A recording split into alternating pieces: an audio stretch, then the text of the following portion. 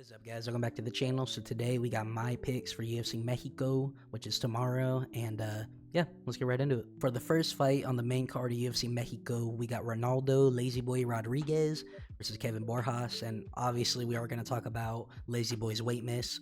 It was only 1 pound, but a weight miss is still a weight miss, so Lazy Boy is a very fitting nickname. Regardless, I do think Lazy Boy takes this one, but I think it'll be a lot closer than what most people think.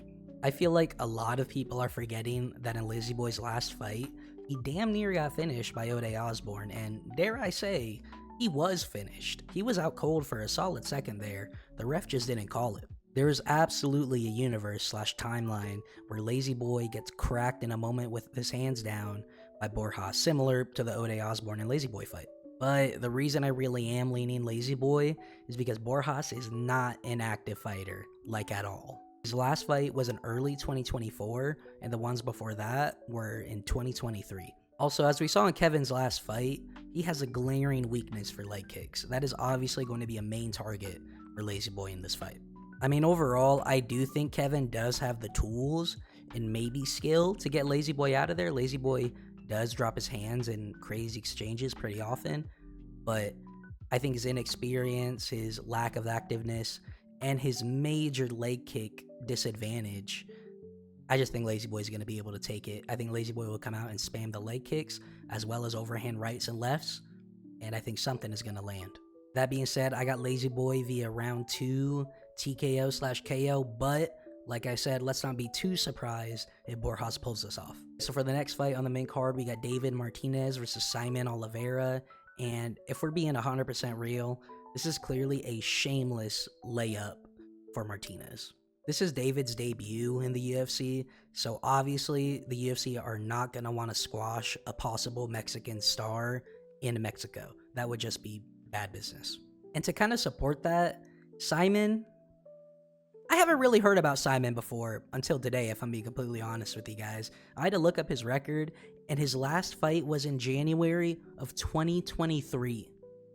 The one before that was in January of 2022. Something that I always yap about on this channel is time away from the octagon has helped nobody. These guys that take long layoffs, they never come back and look too good. Maybe except Sean Brady, but he doesn't really count.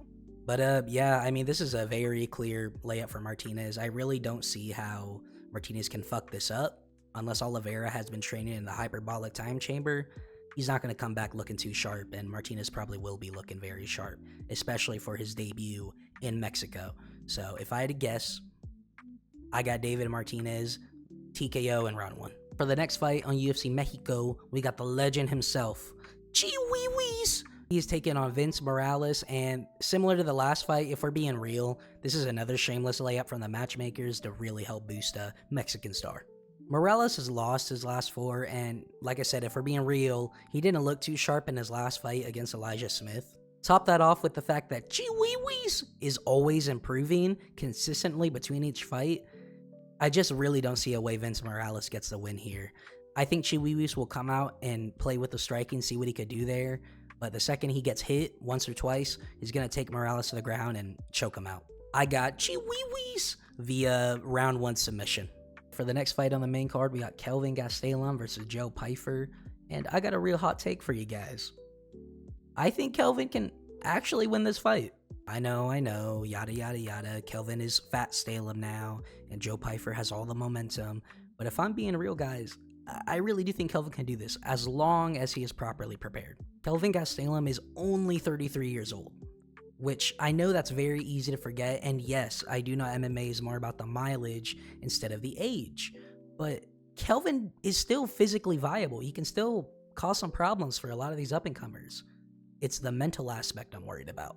Kelvin's path to victory here is mixing it up. He needs to make it messy and dirty. He needs to take Pyfer down, pick him up, shove him against a cage, grab his wrist, put your finger in his fucking gloves. I don't know.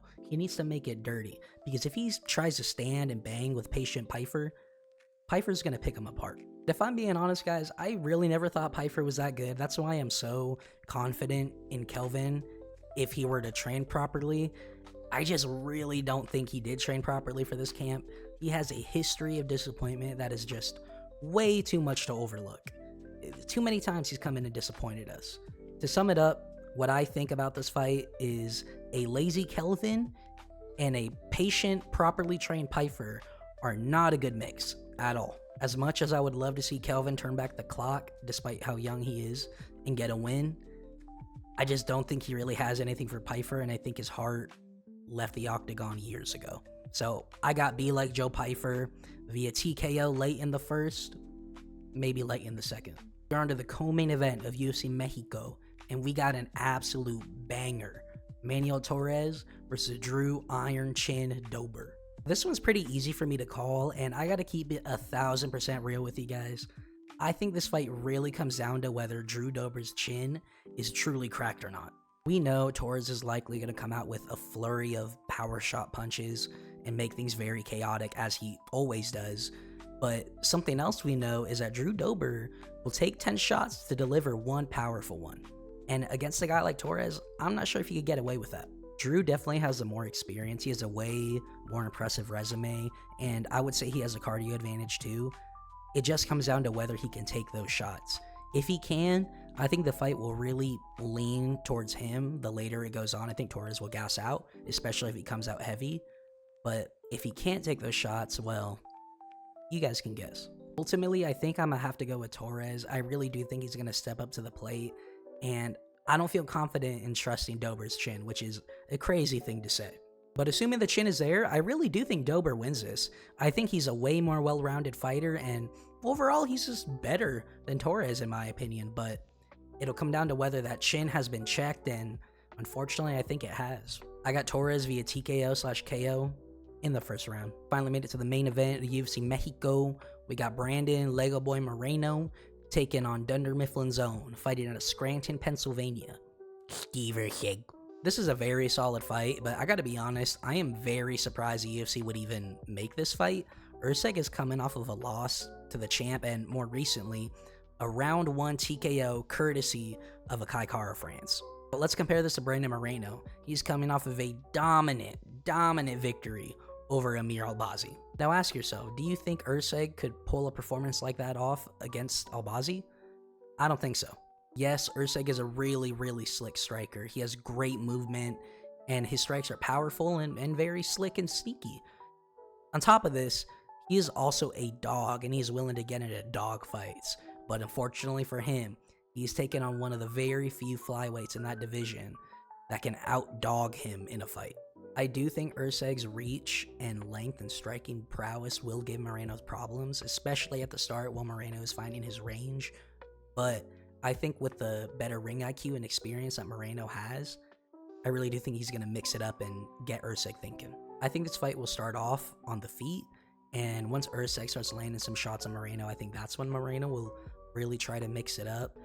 I do think Erceg is going to possibly piece up Moreno on the feet, at least for round 1. He may even drop Moreno, but I really don't see Erceg finishing Moreno in any kind of way. I do think Moreno's easiest path to victory here is mixing it up. Like I said, he needs to get Erceg down a couple times and hold him there maybe, just to get him thinking about that, get him to drop his hands. But if that doesn't work, Erceg's chances of winning probably triple. I think a big weapon for Moreno will be the body shots. I think if he invests in those really early like he did in the Kai Kara France fight, that could really pay off in the 4th or 5th round. Yeah, this fight is going to be an absolute dog fight. I really don't see either of these guys laying down and getting ran over. So I think we're going to see somebody get finished here, and it's hard to imagine Moreno getting finished after we just watched Erceg get finished in the first round. If it wasn't clear already, I am going to have to go with Moreno, and I got him via TKO, KO in the 4th or 5th. I think the body shots really are going to pay off for Moreno, but if he doesn't go to those, I really do think that he could set up Erceg for a nasty right or left, similar to how Kai Kara France did. Erceg is very dependent on his quick movement and getting out of range. A lot of these New Zealand fighters are, but if Kai Kara France could set him up good, Brandon Moreno can set him up good. I got Brandon Moreno via TKO KO in the 4th or 5th. That is going to be it for today, guys. Thanks for tuning in. As always, if you enjoyed, make sure to like, subscribe, and share with your friends. It goes a real long way here. Make sure to comment down below. What do you think of my picks? What do you disagree with? What do you agree with? And why? Make sure to follow me over on Twitter. That's really where I talk shit about fights. I live tweet about every single UFC event. So if you want to argue with me live, make sure to follow me over there. And yeah, I got new UFC videos coming out for every single UFC event. I'll have my picks and then my reactions / review afterwards. So make sure you subscribe, turn on the notification bell, and yeah, thanks for watching, guys. See ya.